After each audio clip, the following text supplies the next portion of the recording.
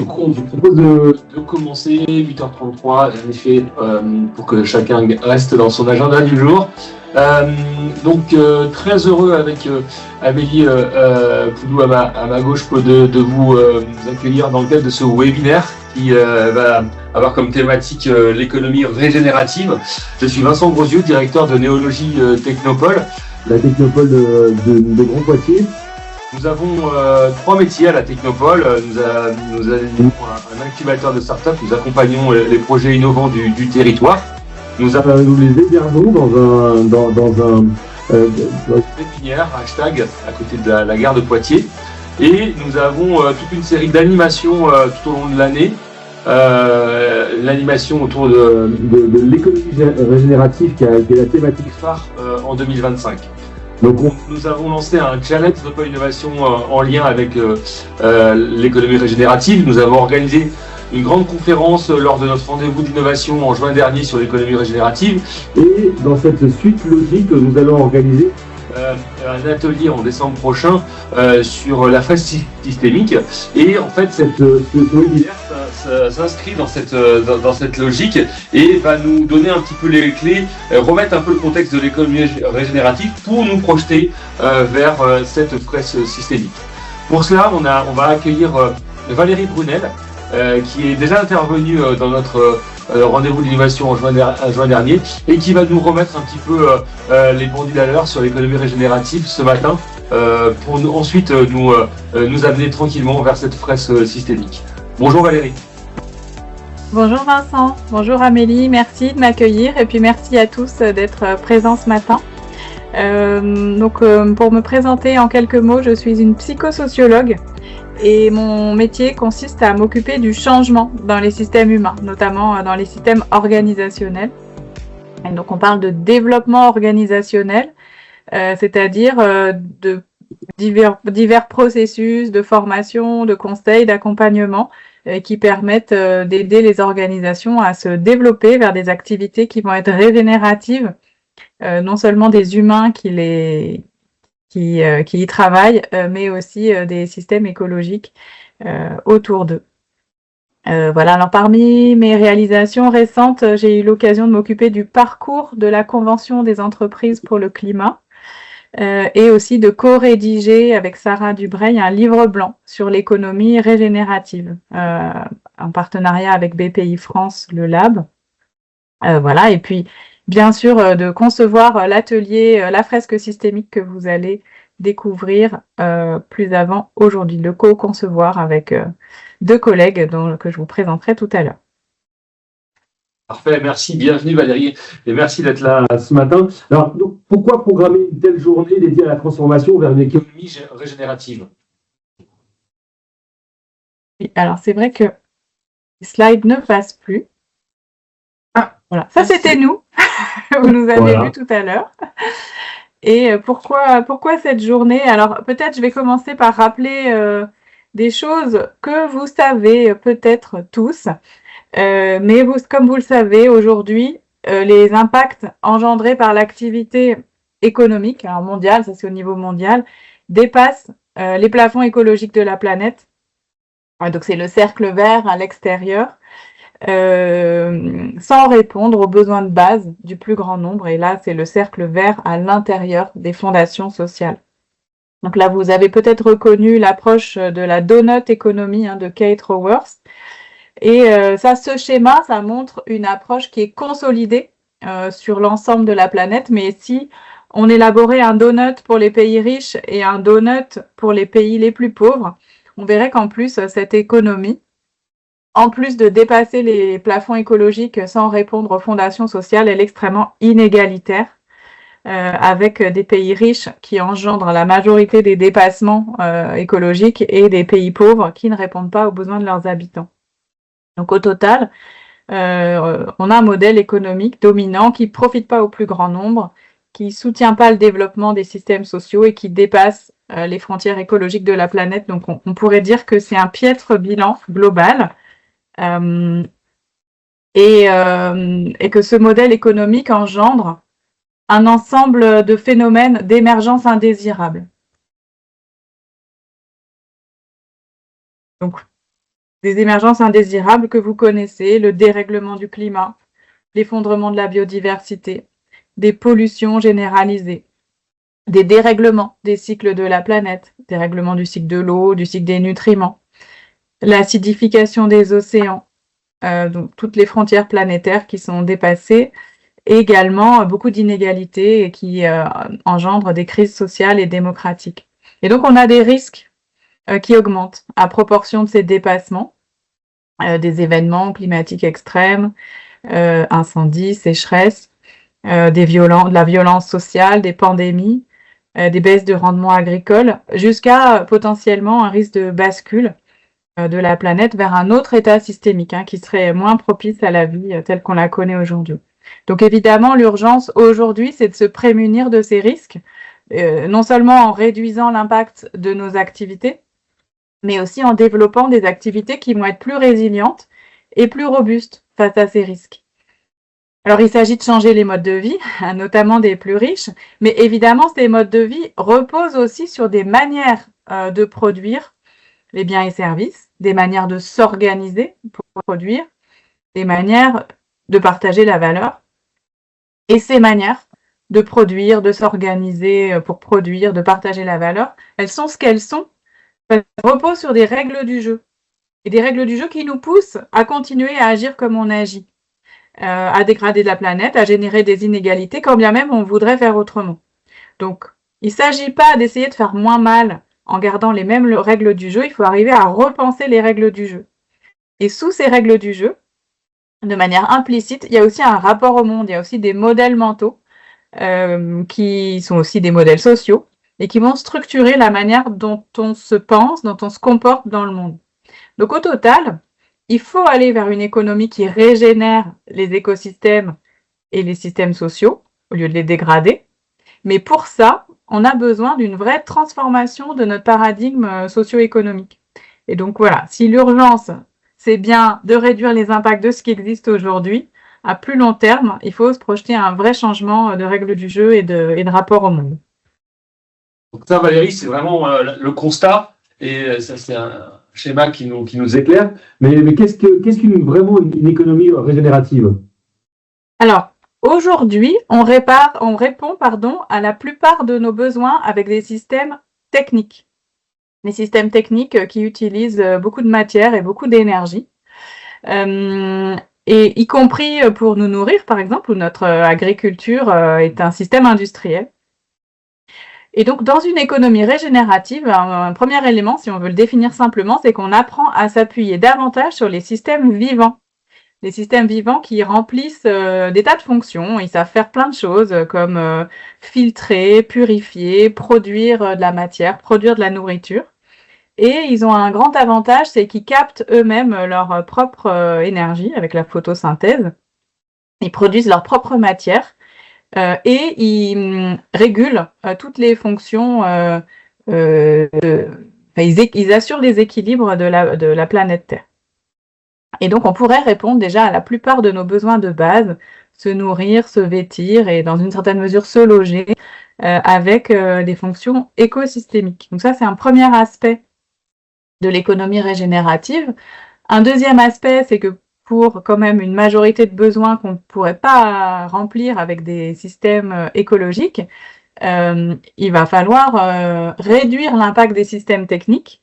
Et donc ça, c'est toute l'économie circulaire, où on circularise tous les flux de matière, d'énergie, pour réduire à son strict minimum l'extraction et aussi la production de déchets.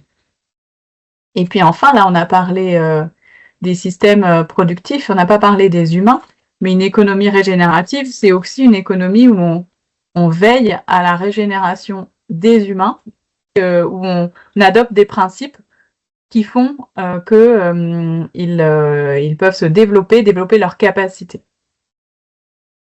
Alors, très concrètement,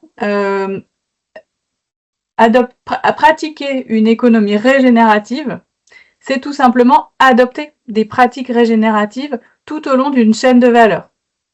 Donc, à la fois dans la production, dans la manière dont on met à disposition un bien ou service, peut-être pas en le vendant, mais en le louant, dans la manière de s'organiser, de manière moins pyramidale et plus en réseau, plus égalitaire dans la gouvernance. Donc, si on cite des exemples de pratiques, des pratiques régénératives des systèmes écologiques, c'est par exemple l'agroécologie, le fait de cultiver des produits de la mer de manière régénérative, l'hydrologie régénérative qui consiste à gérer l'eau pour qu'elle elle se réinfiltre naturellement dans les bassins versants, d'utiliser la nature en ville, comme des forêts urbaines, comme aussi l'infiltration des eaux de pluie, le fait de donner une voix à la nature aussi dans les conseils de direction, Nature on Board. Les pratiques régénératives des systèmes sociaux, c'est tout ce qui va favoriser l'équité et permettre le développement des personnes et des collectifs. Donc, en gros, les principes de l'économie sociale et solidaire, le fait d'avoir des monnaies locales qui soutiennent une économie locale, le fait de fonctionner en intelligence collective et de toujours veiller à donner de l'autonomie, du pouvoir d'agir aux personnes. Et enfin, les pratiques régénératives, avec un guillemet cette fois-ci, des systèmes techniques, parce que seuls les systèmes vivants se régénèrent, mais les systèmes techniques, ils peuvent se reconstituer partiellement. Donc, c'est tous les principes de l'économie circulaire, que vous connaissez sans doute avec l'éco-conception, la modularité des produits, le fait d'être dans une économie de la fonctionnalité, où on donne accès à la fonction d'un bien, à un service, plutôt que vendre le bien. Et puis les écosystèmes industriels territoriaux qui sont le fait de mettre en réseau des industries sur un territoire, les flux sortants de l'un étant les flux entrants de l'autre.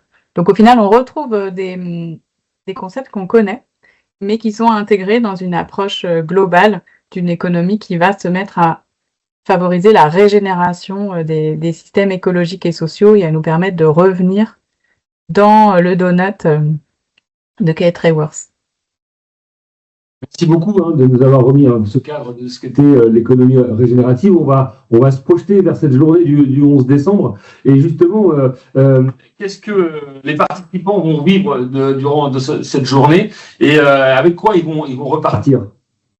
Alors cette journée, elle est conçue pour qu'on comprenne très concrètement un sujet qui est assez complexe parce qu'il est systémique. Donc déjà, pourquoi il faut passer à une économie régénérative des systèmes vivants? Comment fonctionne une telle économie? Qu'il va falloir changer très spécifiquement dans notre logiciel économique pour qu'elle puisse émerger. Et puis, à quoi peut ressembler concrètement sa propre activité si on la menait en mode régénératif. Et ça va être avec l'atelier spirale symbiotique qu'on fera l'après-midi. D'accord. Ok. Et concrètement, en fait, ça va être quoi et quel est le programme en fait de la journée pour projeter un peu les futurs participants? Alors concrètement, la fresque systémique et l'atelier spirale, ce sont des ateliers participatifs où on joue en collectif, en petits groupes, avec des cartes sur une table et où on va se familiariser de manière accessible et ludique avec des transformations, des concepts et des transformations qui sinon sont assez complexes. Alors concrètement, contrairement à d'autres ateliers de sensibilisation aux enjeux écologiques, la fresque systémique qu'on va faire le matin, elle s'adresse plutôt à des personnes qui ont déjà bien compris les enjeux, les questions de dérèglement climatique, d'effondrement de la biodiversité, qui ont déjà bien compris le tableau, le constat, qui perçoivent aussi qu'il y a un lien entre tous ces phénomènes et qui aimeraient avoir de la clarté sur les racines communes de cet ensemble de phénomènes qu'on pourrait qualifier de métacrise, et puis d'aller plus loin dans des solutions, dans des réponses qui prennent le sujet à la racine, mais qui ne sont pas simplement des manières de corriger des symptômes. Et puis l'atelier spirale symbiotique, donc encore une fois, il permet de voir très concrètement à quoi va ressembler sa propre activité si on la mène selon les principes d'une économie régénérative. Donc c'est un atelier très opérationnel sur lequel on peut clairement projeter son futur modèle à partir de où on est sa structure actuellement en fait. Tout à fait. Et on le fait avec au sein des entreprises. Ça leur permet vraiment de se projeter sur un horizon de long terme où leur activité répondrait au principe d'une économie régénérative. Okay. Et peut-être que je peux vous en dire plus sur les étapes de la journée. Oui. Avec plaisir. Alors on y va. Attention, vous allez voir, on va faire plein de choses. Alors, en début de journée, donc évidemment, on va avoir une introduction, un temps d'inclusion, et puis on va muscler son regard systémique, c'est-à-dire sa capacité à voir les systèmes, à penser en système, parce qu'on aura besoin de cet équipement mental pour mener l'enquête. On va repartir des constats assez rapidement, des constats sur les émergences indésirables dans les grands systèmes qui nous maintiennent en vie, donc les systèmes sociaux, les systèmes économiques, les systèmes terre. Et partant de ces constats et armés de notre regard systémique, on va mener l'enquête. On va aller chercher les causes racines qui créent tous ces problèmes.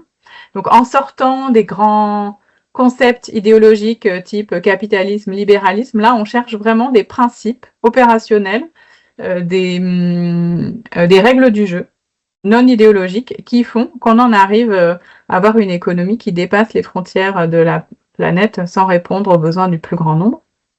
Et ensuite on va chercher quelles sont les croyances sous-jacentes. Pourquoi on s'est doté de ces règles du jeu? À partir de quel rapport au monde on s'est doté de ces règles du jeu? Et puis, on va les remettre, les actualiser au regard des connaissances actuelles. Et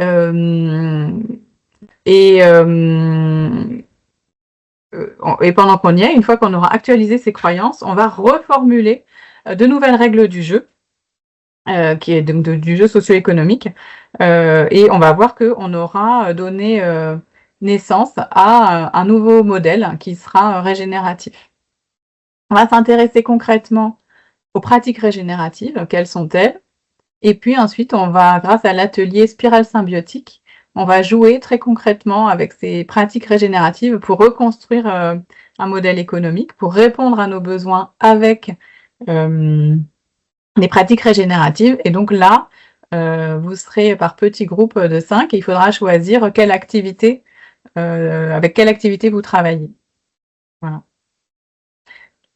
Vous allez faire ce travail d'idéation, de conception, de réinvention d'une activité en mode régénératif sur base d'une activité de votre choix. D'accord. Ça, c'est l'atelier spirale symbiotique. Et ça, c'est l'atelier spirale symbiotique, oui, qu'on fait en fin de journée. Et en fait, on a vraiment construit la continuité entre les deux. C'est-à-dire qu'on a adapté, donc l'atelier spirale symbiotique, il a été conçu par l'entreprise Symbiotique, et notamment par Isabelle Delannoy. Et on a voulu, on l'a réadapté pour que ce soit vraiment la suite de la fresque systémique. Du coup, ça fait une bonne transition, mais avec quelle équipe tu vas animer cette journée et quelles compétences, quel profil ont les animateurs? Oui, alors on va être 5. Pour la fresque systémique, je serai accompagnée de Raphaël II et de Loïc Marcet, qui sont le cofondateurs de la fresque systémique avec moi. Et puis pour l'atelier spirale symbiotique, on sera avec les fondateurs de cet atelier, donc Isabelle Delannoy, qui est l'auteur de la théorie symbiotique, qui est développée dans le livre L'économie symbiotique, paru chez Actes Sud en 2017. Donc c'est une théorie qui montre comment l'économie régénérative repose en fait sur une mise en symbiose entre des systèmes sociaux, écologiques et techniques. Donc Isabelle Delannoy et Benoît Martimor-Asso, qui travaillent aussi dans l'entreprise Symbiotique, qui est aussi un conseil pour l'ONU sur les questions d'environnement. Voilà, donc une équipe de choc pour vous accompagner dans cette journée et pour que vous puissiez être en petits groupes, en fait. En effet, c'est assez impressionnant. Là. des consultants et des participants, enfin, des animateurs. Et donc, du coup, quel est le processus d'inscription pour participer à cette belle journée? Je pense que voilà, de s'inscrire via le site néologie.fr et puis ou sinon de nous envoyer un petit mail à contact@neologie.fr. Voilà le processus qui est assez simple et la plupart d'entre vous nous connaissent, donc n'hésitez pas à nous envoyer des mails en direct pour vous inscrire. Est-ce qu'on passe, il nous reste 7 minutes, on peut passer peut-être à une session de questions-réponses par rapport à la présentation de Valérie et puis par rapport au programme de cette belle journée. Je vous laisse la parole pour les questions.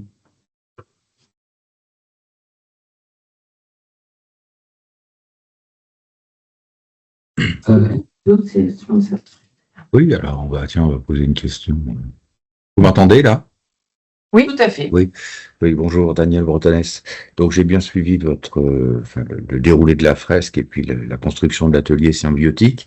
En fait, quand vous voulez construire une économie régénérative, est-ce que pour faire du génératif, on est amené quelquefois à modifier les modèles économiques et à casser ou à réduire les modèles existants?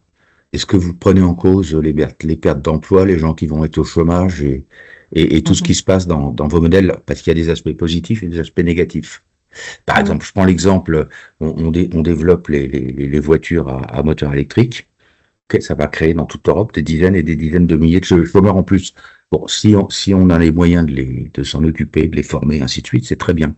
Est-ce que vous avez aussi cette optique qui est assez globale, en fait? Qu'est-ce qu'on fait quand on modifie les modèles économiques et qu'on met qu'un certain nombre de personnes se retrouvent au chômage ou dans une situation délicate, en tout cas?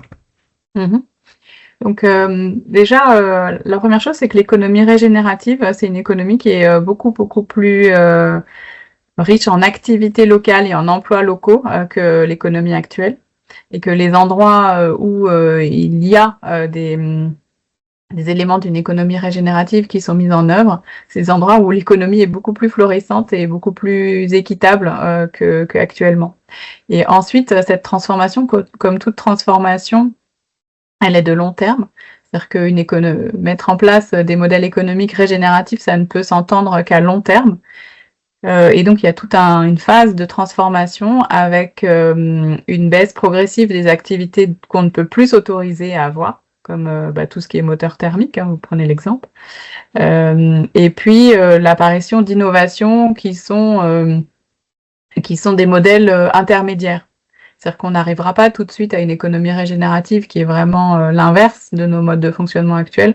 On va passer par des étapes intermédiaires. Donc, toutes ces étapes de transformation sont aussi des étapes d'apprentissage de nouvelles compétences. D'accord. Bon, mais c'est une question, je m'intéresse aux aspects économiques parce que bon, la casse sociale, c'est jamais très agréable. Chaque fois qu'il y a des transformations, si on gère pas bien certains aspects, on a une casse sociale très forte. Donc c'est pour la limiter, voilà. En l'occurrence, c'est presque antinomique de parler de casse sociale quand on parle d'une économie régénérative, parce que c'est vraiment une économie qui part des personnes, de l'expérimentation, de ce qu'on peut mettre en place localement. Donc c'est pas du tout des transformations qui tombent sur la tête des gens de manière volontariste, autoritaire, et qui provoquent des casses et on va dire des modes de transformation qui sont plus écologiques. Bon, je vais arrêter de vous enquiquiner alors. Mais non, c'est une très bonne question.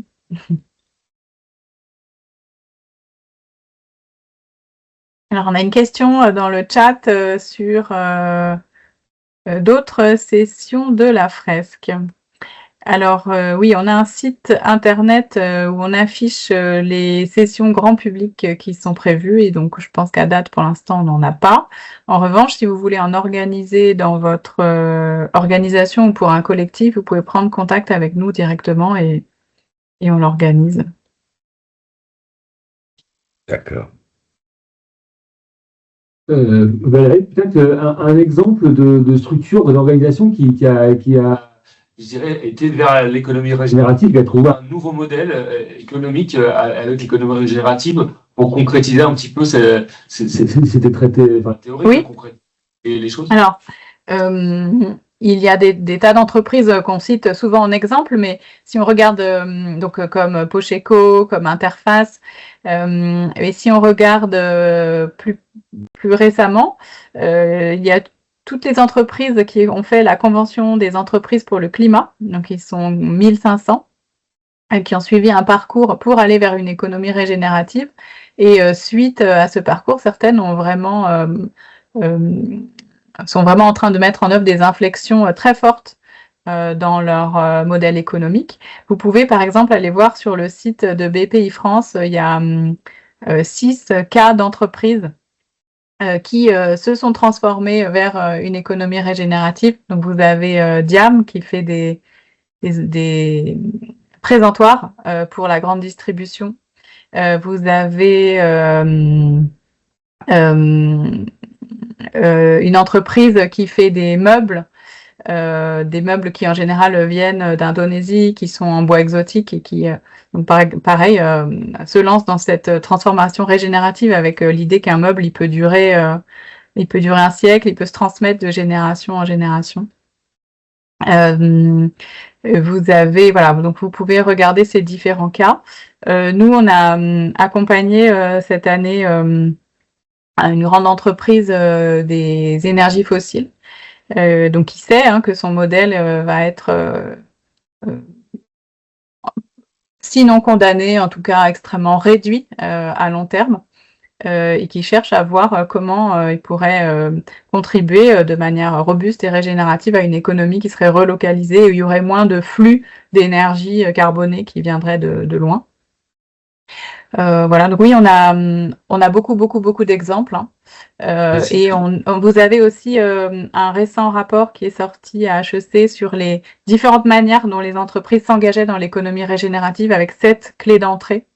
Donc c'est un rapport qui est écrit par Sarah Dubreuil et Laurence Lehmann. Donc on a beaucoup de cas qui sont pour l'instant des cas partiels, parce que c'est une transformation qui est en train de se faire. Merci. On a une question de Serge. En quoi une monnaie locale et développement durable s'inscrit sur l'économie régénérative? Et oui, en fait, justement, tout l'enjeu de cette journée, c'est de développer cette vision systémique où on comprend en quoi tout est relié et en quoi on a besoin aussi de changer notre monnaie, en quoi on a besoin de changer aussi notre comptabilité, en quoi on a besoin de changer différentes règles du jeu de notre système économique. Et donc, sur la question de la monnaie, aujourd'hui, on a un système monétaire qui est construit pour la croissance, et notamment pour la croissance de notre système productif. Et donc, si on veut avoir un système qui est construit pour la stabilité et pour la relocalisation des activités, il faut changer quelques règles du jeu. Donc, le fait que la monnaie soit locale, c'est une des règles possibles. Et puis, il peut y avoir des monnaies, c'est des monnaies complémentaires aussi. Et on pourrait aussi s'interroger sur la permanence de la monnaie. Il y a des propositions que la monnaie soit fondante au lieu d'être permanente, ce qui ferait qu'une fois qu'elle est utilisée, qu'elle a vocation à circuler et pas à être thésaurisée. Il y a plein d'initiatives pour voir comment une monnaie pourrait servir une économie régénérative. Une dernière question.